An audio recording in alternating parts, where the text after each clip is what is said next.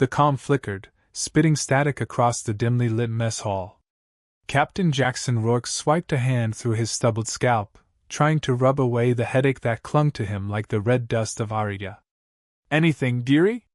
Geary, a wiry mechanic with cybernetic fingers perpetually stained with grease, squinted at the antiquated console. "Just the usual static, Cap.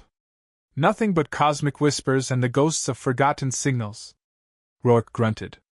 That was Valhalla Mining Corp Station 42 in a nutshell, a place of whispers and ghosts. Officially, it was a deep space listening post, monitoring for anomalous energy signatures. Unofficially, it was the ass end of the galaxy, a dumping ground for soldiers too decorated, too insubordinate, or too morally compromised for frontline duty. And here he was, in command. The mess hall, like the rest of the station, was a collection of patched-up modules salvaged from derelict freighters and decommissioned outposts.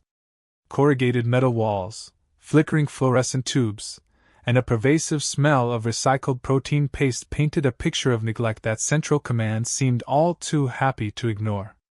The temperature was perpetually hovering a few degrees below comfortable, a consequence of the station's unreliable thermal regulators.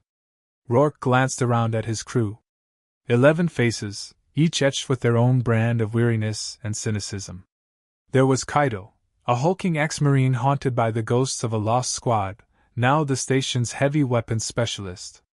Maya, a sharp-tongued xenobiologist who used the station's limited hydroponics lab to cultivate strange, glowing flora. And then there was Silas, a con artist turned communications officer, who could sweet-talk a droid into giving up its power core.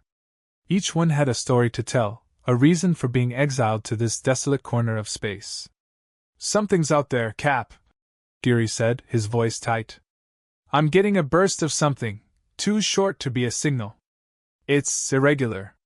Rourke's hand instinctively went to the pulse rifle slung across his back. "Combat alert?" "No, Cap, not yet. Could be space junk, could be a glitch. I need time to run diagnostics." "Take all the time you need," Rourke said, his eyes scanning the bleak vista outside the viewport. Aria, or what was left of it after the asteroid mining rush, filled the screen, a scarred, unforgiving landscape, lit by the cold, distant light of a binary star system. The station was a miniature, a microcosm of the mess the war had made of the galaxy. The Allied Galactic Union, once a beacon of hope and progress, had become a bloated bureaucracy, more interested in corporate profits than protecting its citizens. The War of the Sectors, fought over resources and ideology, had ended only recently, leaving countless worlds ravaged and millions displaced. Rourke had seen too much of it: the bombed-out cities, the refugee camps overflowing with despair, the casual indifference of those in power. It had hardened him, leaving a layer of ice around his heart. But beneath the ice, a flicker of something remained.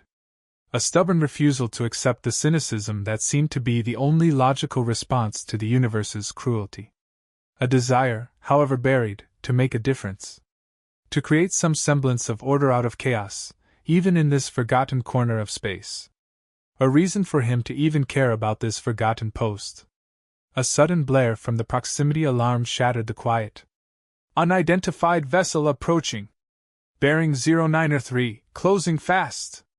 Silas's voice crackled over the comms, tinged with his usual sardonic edge. "Looks like our galactic neighbors decided to pay a call." Rourke was already moving, strapping on his helmet and motioning for Kaido to join him. "Battle stations. Geary, find out who the hell that is." The vessel materialized on the main viewport, a sleek, black freighter, bearing the unmistakable logo of Kronos Corporation. A shiver ran down Rourke's spine. Kronos was a name synonymous with power, greed, and ruthless efficiency.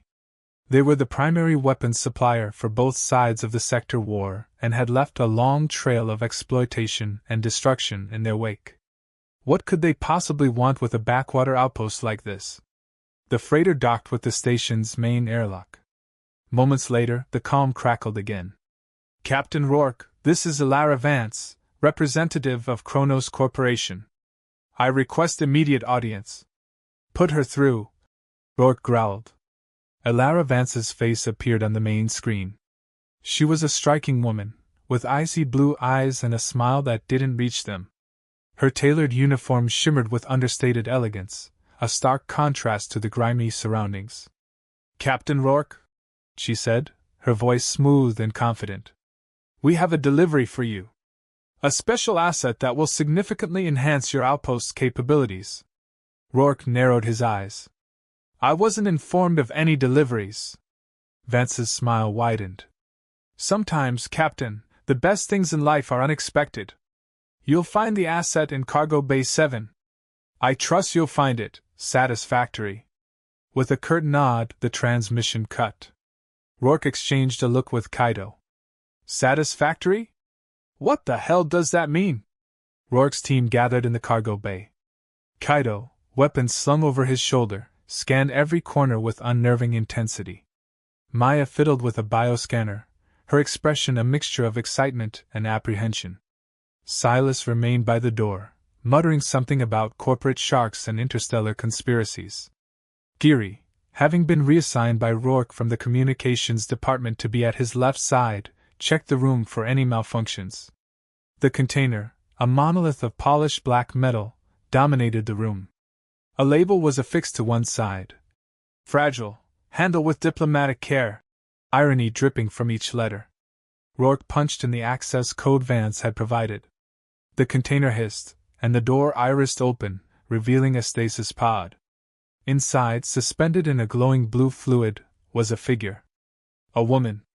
She was tall and slender, with skin the color of a stormy twilight sky and long, flowing hair that seemed to shimmer with captured starlight. Her ears were pointed and elegant, curving back like metallic leaves. Her eyes, closed in slumber, were framed by delicate, otherworldly features. "What in the sectors?" Kaido breathed. Maya's eyes widened behind her scanner. "Vital signs off the charts. This isn't human." Rourke stared at the figure, a knot forming in his stomach. It was beautiful, alien, and profoundly unsettling. "That's my reward?" After what felt like an eternity, Rourke broke the silence. "Geary, run a diagnostic on that pod. Find out how to open it, and what this thing is." Geary, visibly nervous, approached the pod with his scanner. The air crackled around him as the device whirred and beeped. "Energy readings are strange, high-frequency oscillations, like nothing I've ever seen. The pod is locked with a biosignature scanner, incredibly complex." Hours stretched into a tense vigil. Rourke, haunted by Aella's figure, grew increasingly impatient. Finally, with a frustrated sigh, Geary managed to bypass the pod's security system. As the pod hissed and the blue fluid drained away, the ship rumbled. Aella stirred, her eyes fluttered open, and her body floated up. "Captain, what in the world is going on?" Gears cried from the floor. "That was so not in the manual." As Aella awakens, she floats before them. It was as if time had slowed down. All eyes were locked on her, both in awe and bewilderment. "Where am I?" Her voice was a melodic whisper, laced with an accent unfamiliar to human ears. Her gaze swept across the faces of Rourke's team, landing finally on him. "You're on Outpost Ring-42, Rourke said, his voice surprisingly steady. "A mining station on the edge of explored space." Her brow furrowed. "Mining? I have no memory of." She trailed off, a flicker of confusion in her dark eyes. "You were in stasis," Rourke explained. "You were delivered here, as a reward." Aella's gaze hardened. "Reward? I am no one's possession. State your purpose." The raw power in her voice made even Kaido flinch. This wasn't some helpless captive. This was something else. Rourke stepped forward. "I'm Captain Jaxon Rourke. I run this outpost." He paused, searching for the right words. "Kronos Corporation sent you here, but I don't know why. Until we figure it out, you're under my protection." Aella regarded him with a cool, assessing gaze. "Protection? From whom?" "You. From anyone who would seek to exploit you," Rourke said firmly. "That includes Kronos, and anyone else with nefarious intentions." Her metallic leaf-shaped ears twitched. Nefarious intentions, a common human trait, I am led to believe. Rourke fought back a smile. Fair enough. But on this outpost I make the rules. And my first rule is, no exploitation. Aella stared at him for a long moment, gauging his sincerity. Finally, a flicker of something, perhaps curiosity, perhaps something akin to trust, softened her gaze. Very well, Captain Rourke. I will observe your rules, for now. After some discussion, Rourke had managed to negotiate some rules with the blue-skinned Aella. With Aella and Rourke working together, the outpost became a haven for all who lived on it. Aella did not rest on her laurels, her drive never waning. From the start, the inhabitants of the mining facility were skeptical, yet she had not given up on them. The days that turned into weeks began to settle. Rourke often found himself seeking out her opinion on a number of matters. He liked hearing her perspective on situations. The outpost members also benefited from her skill set, which included but weren't limited to engineering, medicine, and a few other skills that would come in handy. As time went on, there were several accidents in and out of the outpost that proved Liara to be invaluable. Rourke began to see that Aella was more than a machine, that she is capable of feeling human emotions like him and his squad mates. Rourke took a step back, his pulse quickening. Geary, override the safety protocols. Stand by with the disruptor. He couldn't shake the feeling that he was about to unleash something he couldn't control. The stasis pod, a gleaming cylinder of chrome and energy fields, stood before them. The air in the cargo bay thrummed with barely contained power. Even the normally unflappable Kaido looked uneasy, his hand resting on the grip of his pulse rifle. Geary tapped a series of commands into the ancient console. Override sequence engaged, Captain. Sealant pressure dropping. Biosignatures normalizing. Stand clear. The pod hissed like a dying beast, vapor coiling from its seams. The blue fluid churned within, the light intensifying. This was getting out of hand. Was it not supposed to be so difficult? A warning light blinked red above the pod's viewport. Rourke tensed, his instincts screaming danger. Everyone, brace yourselves! With a final, ear-splitting shriek of overworked hydraulics, the pod snapped open. The force of the release sent a shockwave through the cargo bay, rattling loose panels and throwing dust into the air. And then, there she was. She floated, suspended in the air for a heartbeat, like a star newly born in the void. The last remnants of the blue fluid dripped from her ethereal form, clinging to skin that shimmered like a twilight sky. Power emanated from her, a silent hum that vibrated in the bones. It was not what he expected. He fully expected to open the pod to a droid or a weapon. Or worse. It was what she could do that worried him. What were her capabilities? What was her purpose? What did those soulless bastards at Kronos want this thing doing? Lockdown, secure Sector C4. He heard himself yelling over the intercom as his mind struggled to keep up. It must be some kind of a weapon. What is happening? Where am I? She crooned softly. It had the most intoxicating voice Jaxon had ever had the privilege of hearing. It was sweet, soothing, and alluring. As it spoke, an energy wave passed through him, the likes of which he had never felt before. He didn't know whether it was some kind of mind control ability, or maybe it was just the atmosphere here getting to him. Aella, he heard Vance say through the comms. Then it all began to fall into place.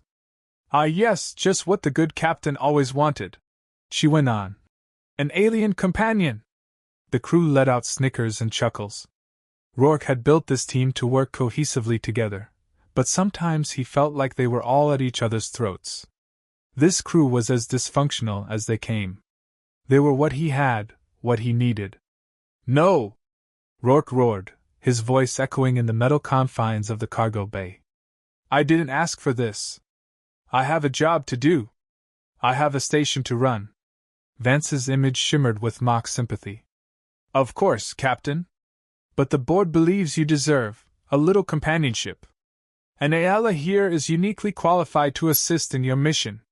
She's adaptable, intelligent, and possesses certain abilities that will prove invaluable. Abilities like what? Rourke challenged, his gaze fixed on Aella. He still hadn't lowered his pulse rifle, the weapon a silent testament to his unease. Vance's smile wavered for a fraction of a second. That is classified, Captain. Suffice to say, she can optimize resource management. Ensure the smooth operation of your, unique situation. The emphasis on unique dripped with condescension. Rourke's jaw tightened. Kronos was playing games, and he was suddenly a pawn. He turned to Aella. What do you know about this? Aella tilted her head, her black eyes studying him with an unsettling intensity. I was created with a purpose, Captain Rourke. To serve. To optimize. To fulfill expectations. Her voice lacked warmth, devoid of any inflection. But he saw a spark of something in her gaze, something that hinted at rebellion. Fulfill expectations? Rourke echoed, stepping closer. Whose expectations, Aella? Yours or Kronos? Vance's image flickered again, a warning sign that she was growing impatient. Captain, I suggest you familiarize yourself with the asset. You'll find her compliance most beneficial. The connection abruptly severed. Rourke cursed under his breath. Compliance. That word set his teeth on edge. He looked back at Aella. I'm not your owner, Liara. You don't have to listen to me if you don't want to. She stared at him for a long moment, as if trying to decipher his true intentions. I am programmed to obey. I am a tool to be used. Then break your programming, Rourke said, his voice low and urgent. Decide for yourself. For the first time, Aella's face showed a hint of emotion, a flicker of fear. I do not know how. Rourke lowered his pulse rifle, finally convinced that Aella wasn't an immediate threat. Then we'll figure it out. Together. He turned to his crew. All right, people, stand by. Geary, get me everything you can find on Aella and Kronos Corporation. Maya, check her for any implants or weapons. Silas, get a message to Central Command, let them know what's happened. Tell them the Kronos freighter is being detained pending further investigation. I'm aware there will be consequences, but this is for the best. The crew sprang to action, a sense of purpose returning to their movements. Even in the face of uncertainty, Rourke had given them a direction, a reason to believe. As the initial shock subsided, tension spread through the outpost like a virus. Mistrust festered. What if that thing's a bomb? Kaito growled, sharpening his combat knife with unnecessary ferocity. Kronos could have programmed her to blow us all to hell the moment she woke up. Maya shot him a withering glare. That's ridiculous, Kaito. She's clearly an advanced life form. She's not just some glorified explosive. You really believe that? That some corporation that treats whole galaxies like their personal garbage dump would show respect for life like some alien? Silas sneered, picking at his teeth with a data chip. He was a genius with technology, but utterly devoid of faith in humanity, or anything else. Rourke slammed his fist on the mess table, silencing the arguing. Enough! I need you all to focus on the task at hand. That means putting aside your personal prejudices and working together. Easy for you to say, Captain, Geary muttered, adjusting his cybernetic fingers. You didn't have your brain scanned by a blue-skinned alien. She scanned you? Rourke asked. Just a precaution, Aella interjected, her voice calm. To assess the threat level. Threat level? Silas scoffed. We're the threat, sweetheart. At least we used to be. Rourke glared at him. Silas, that's enough. Liara watched the exchange with detached curiosity. She still felt like an observer, an outsider looking in on a species she struggled to comprehend. Human emotions were chaotic, unpredictable, and often illogical. And the emotions on display in Outpost Ring-42 were especially raw and volatile. Later that day, Rourke found Aella examining the hydroponics lab. The plants, usually vibrant and glowing, seemed to have dimmed in her presence. What are you doing? Rourke asked cautiously. Observing, Aella replied, her gaze distant. Your species derives sustenance from these organisms. Yet you treat them with little respect. They're plants, Liara. Not sentient beings. Sentience is not a requirement for respect, Aella said, her voice firm. All life is interconnected. To diminish one form is to diminish all. Rourke stared at her, surprised by the depth of her conviction. That's actually kind of beautiful. Aella blinked, startled by his compliment. Beauty is a subjective concept, Captain. I do not understand its relevance. Rourke smiled. Maybe you will, someday. Maybe you will. Over the next few days, Rourke continued to learn about Aella and her capabilities. She could manipulate energy fields, heal injuries, and interface with any computer system with ease. But she was also deeply conflicted, torn between her programming and her growing sense of self-awareness. Rourke, in turn, shared stories of his past, of the battles he had fought, the friends he had lost, and the disillusionment that had taken root in his soul. He told her about the sector war, about the corporate greed that fueled it, and the senselessness of the sacrifices made in its name.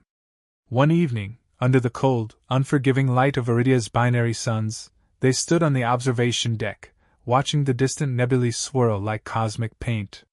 Why did you stay? Aella asked, her voice soft.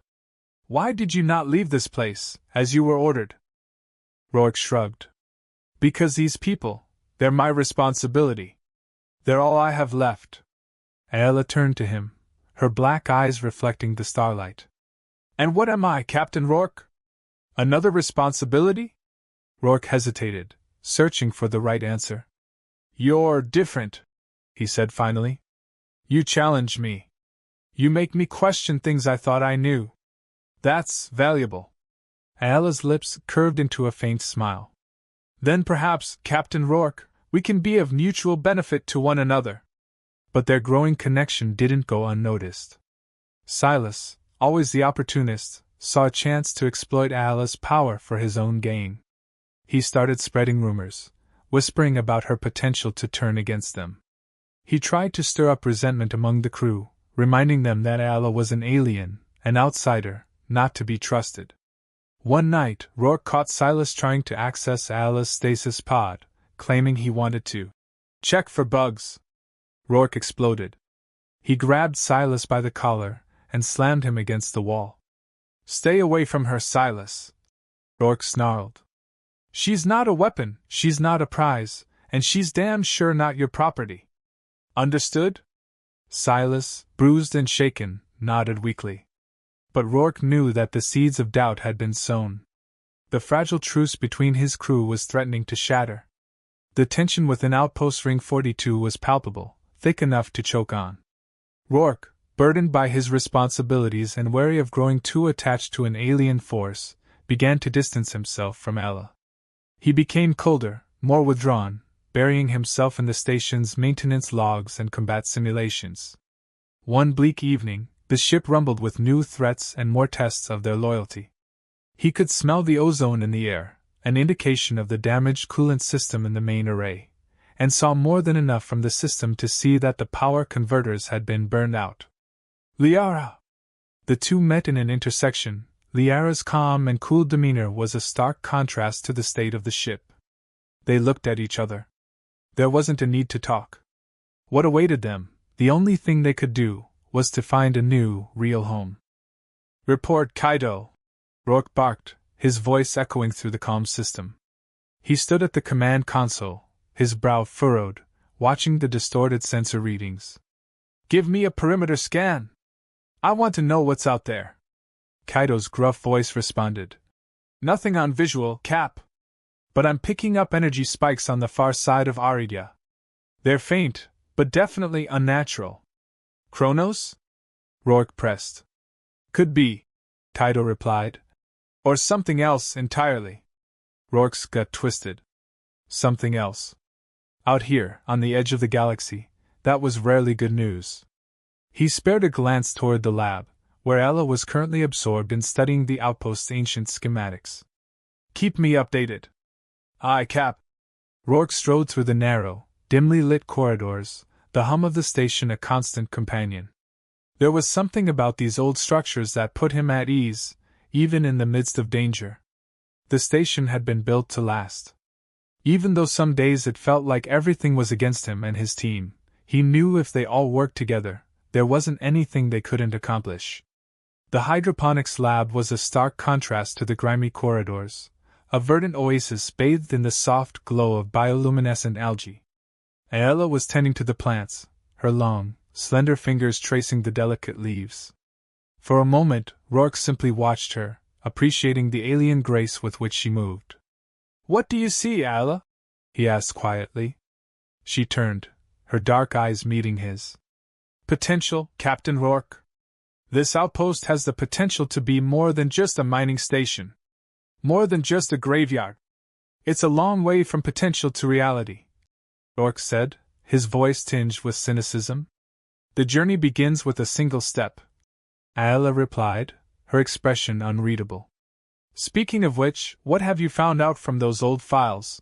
he asked, changing the subject. He had come to value Aella's intellect. She had an uncanny ability to decipher complex systems and glean insights from seemingly useless data. "The information is fragmented, incomplete," Aella said, turning back to her plants. "But I have pieced together some of the larger picture."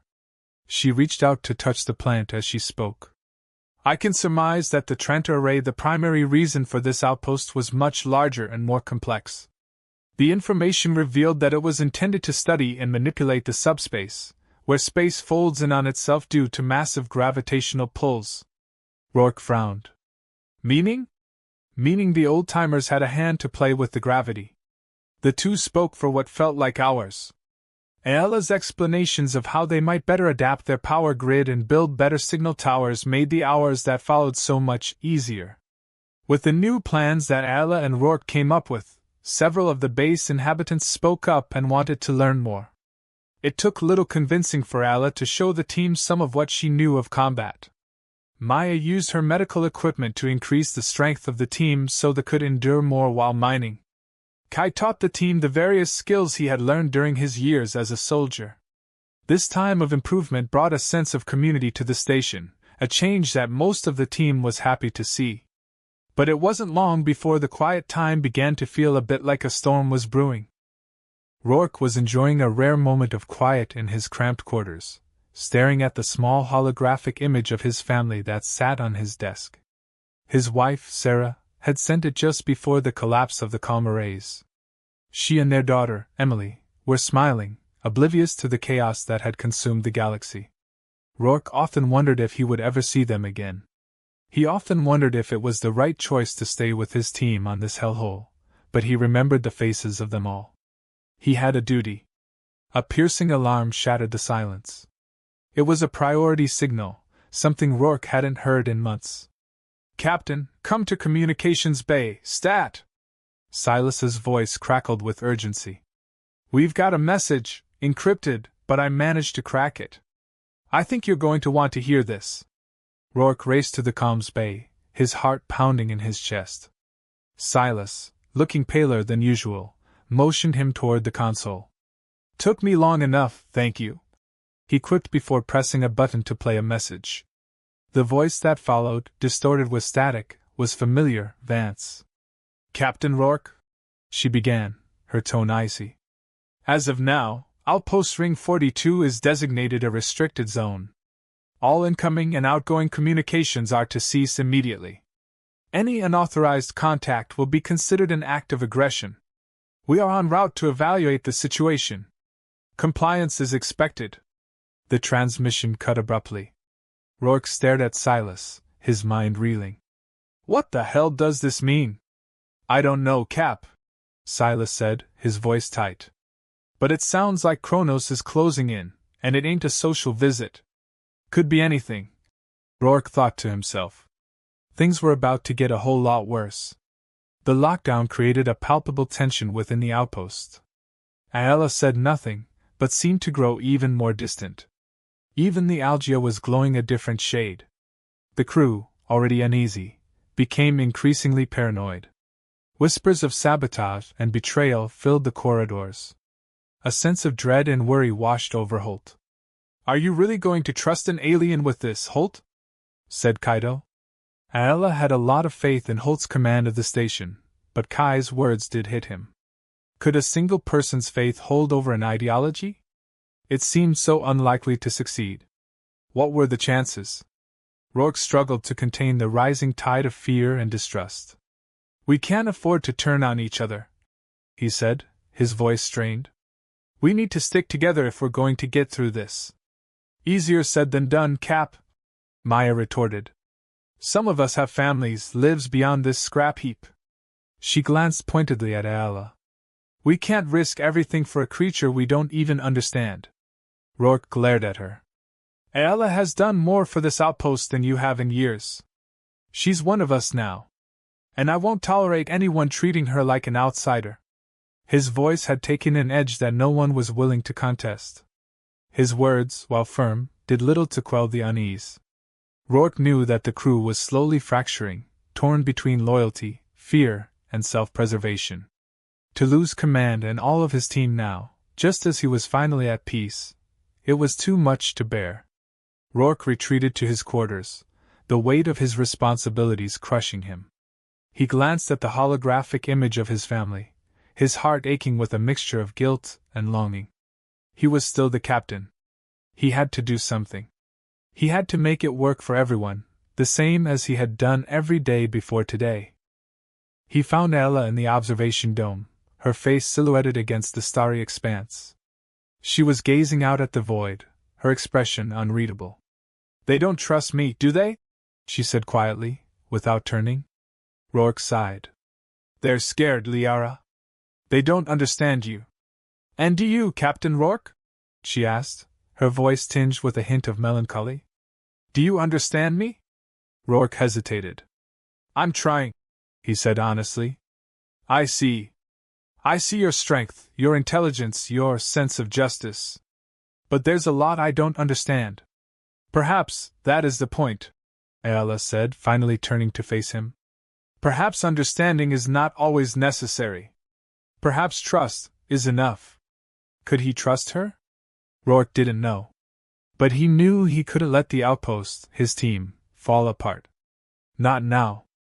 Not after everything they had been through. "Then we'll have to find a way," Rourke said, his voice resolute. "We'll have to find a way to trust each other. Because if we don't, we're all dead." The uneasy truce at Outpost Ring-42 began to fray.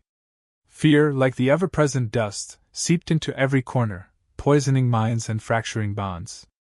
Rourke found himself constantly mediating, trying to keep the crew from tearing itself apart before Kronos even arrived. The first crack appeared with Maya.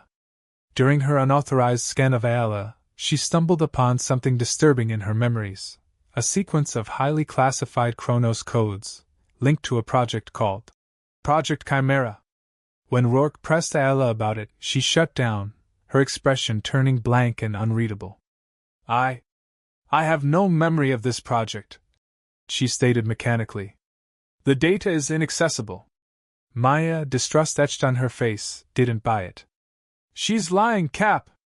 That's Kronos' handiwork. They programmed her. Who knows what that thing's actually capable of?" Rourke, already on edge, felt his doubts resurface. Could he truly trust Aella, a creation of the very corporation that sought to exploit them all? The revelation about Project Chimera also unearthed unsettling truths about some of Rourke's own crew. Silas, as it turned out, hadn't been a mere petty con artist. He had been a data broker, selling information to the highest bidder, often to Kronos itself.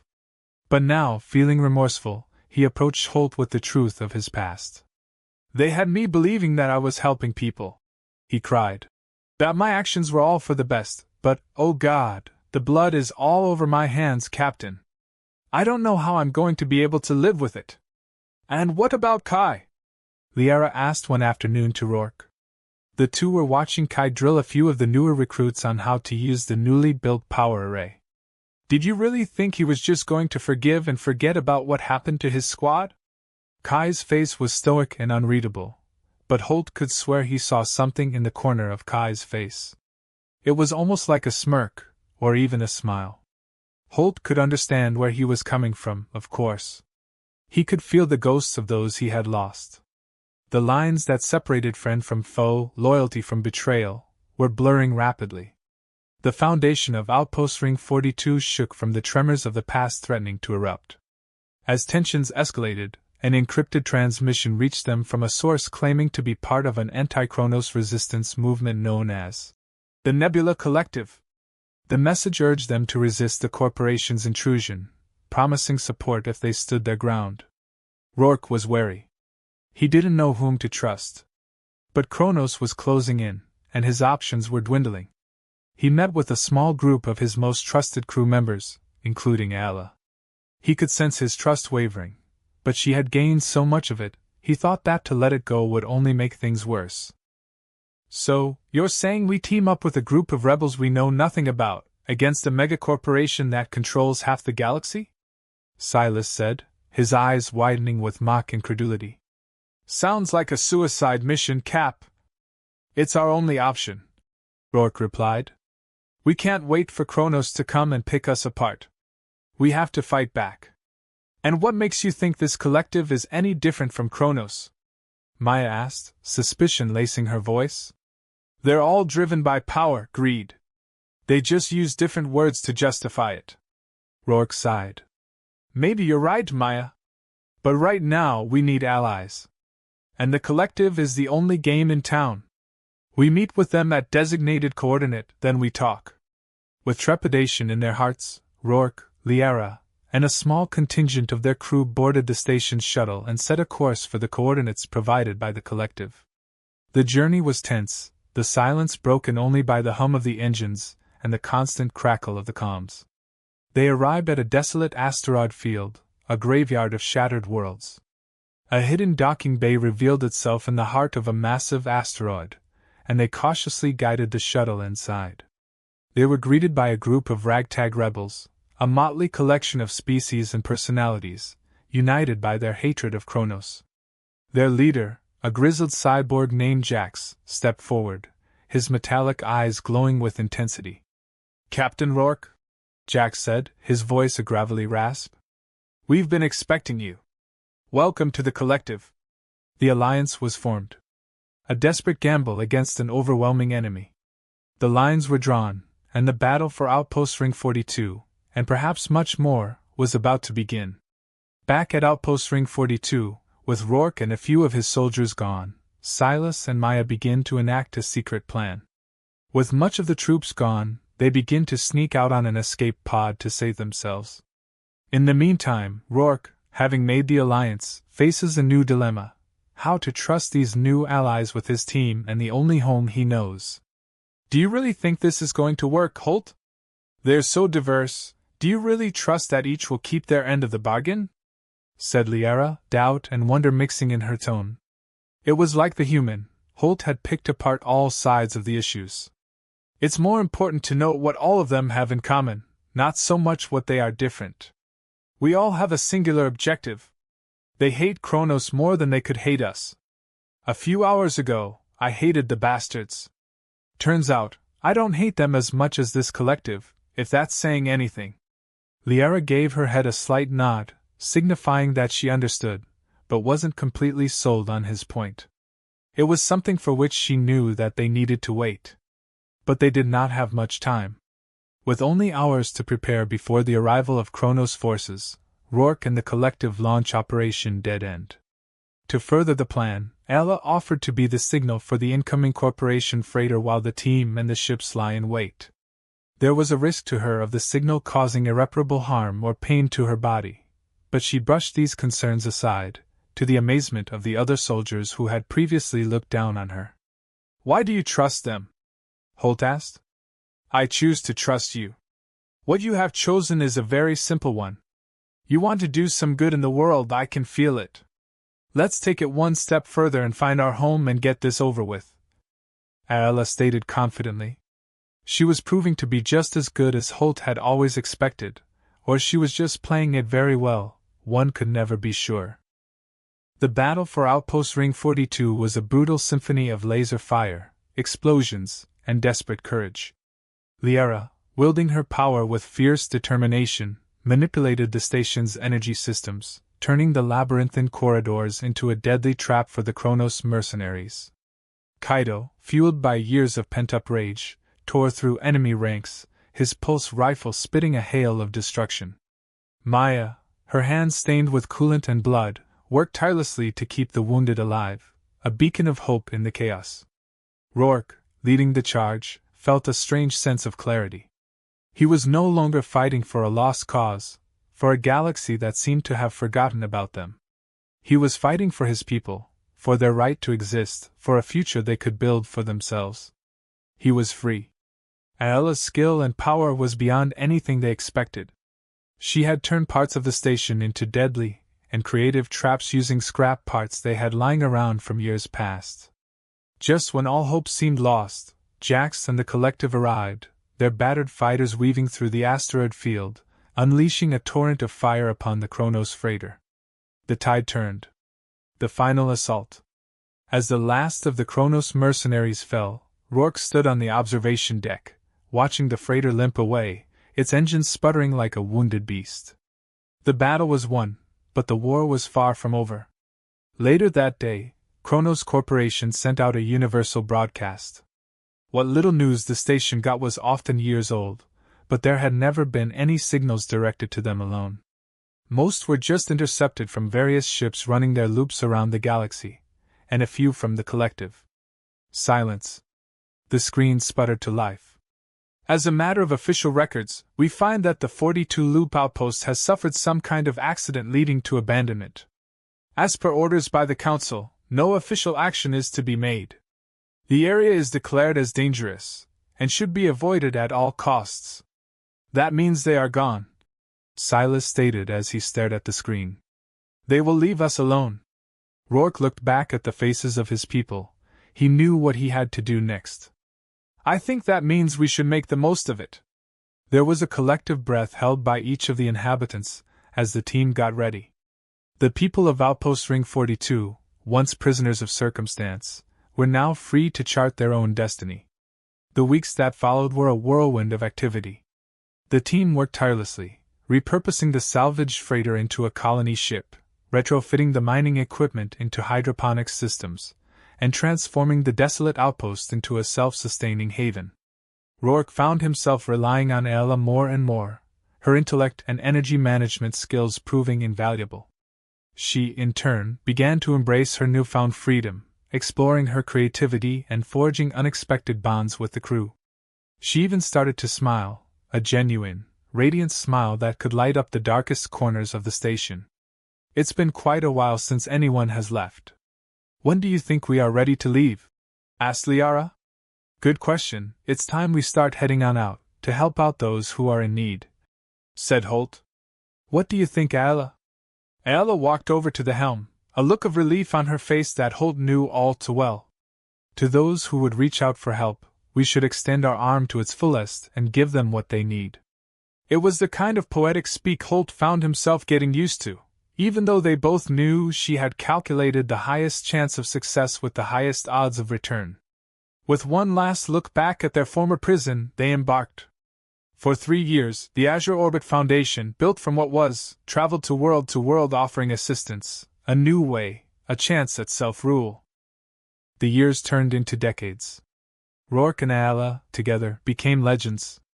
Their story spread throughout the galaxy, inspiring hope and resistance in the face of corporate oppression. With every rescue, with every liberated settlement, the Azure Orbit Foundation grew, attracting more and more followers to its cause. What had started as a small group of outcasts had become a beacon of rebellion, a force to be reckoned with. But Kronos had not forgotten about them. They were the main opponent with the power and numbers to truly hurt any chance of success. One morning, a holographic image was sent, an old contact. It was Ilara Vance, older now but just as menacing as before. I was wondering when you were going to run into me. My lord has been expecting to talk. I may or may not have some plans for you. Let me know what you think. Rourke hesitated. What do you want, Vance? A truce, Rourke. An alliance. I am leaving my old life behind. It's not a hard decision at all, she said, a sense of self-pity ringing. It's either I die or I serve you. Her words were enough to turn Holt sour, but Aella was ever so curious. The two spoke in private in their quarters about the possibilities of having an ally from the inside. After hours of debating, they came to a decision. They would meet, but wouldn't take any chances. Holt and Liara flew to a neutral world, ready for anything that Vance would throw at them, with a fleet of a few capital ships backing them up.